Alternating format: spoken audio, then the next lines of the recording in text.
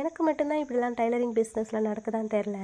So வந்துட்டு tailoring பிஸ்னஸை பொறுத்தளவுக்கு நமக்கு ரெகுலராக ஒர்க் இருந்துகிட்டே இருக்கும். ஆனால் இந்த ஆடி மாதம், புரட்டாசி மாதம், மார்கழி மாதம் பார்த்திங்கன்னா வேலையே டல்லாக தான் இருக்கும். அந்த இடத்துல அந்த டைமிங்கில் நம்மக்கிட்ட யாருமே ப்ளவுஸ் ஸ்டிச் பண்ண மாட்டாங்க.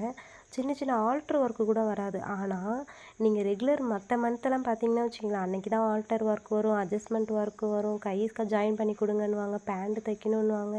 அப்புறம் வந்துட்டு நிறைய ப்ளவுஸ் வந்து ஸ்டிச்சிங் பண்ண குமிஞ்சிடும். நெக்ஸ்ட்டு பார்த்தீங்கன்னா டிசைன்ஸ் நிறையா கொடுத்து தைங்கன்னு சொல்லுவாங்க, பேட்ச் ஒர்க் வைங்கன்னுவாங்க, லேஸ் வைங்கன்னுவாங்க.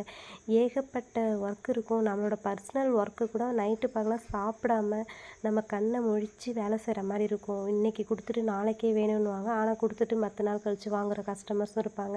நமக்கு நிறைய ஃபோன் கால் வரும். வர கஸ்டமருக்கு அளவு எடுக்கணும். இப்படி ஏகப்பட்ட ஒர்க்கு பிஸியில் மற்ற மந்த்லலாம் இருப்போம்.